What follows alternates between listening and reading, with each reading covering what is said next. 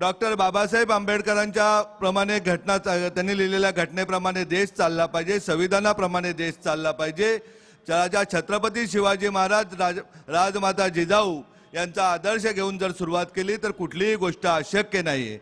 मी भिवंडी येथे कॉलेजला असताना 90-91ला मनामध्ये ठामपणे ठरवलं का कधीतरी भिवंडीचे विद्यार्थी माझ्या गावात शिकले पाहिजेत।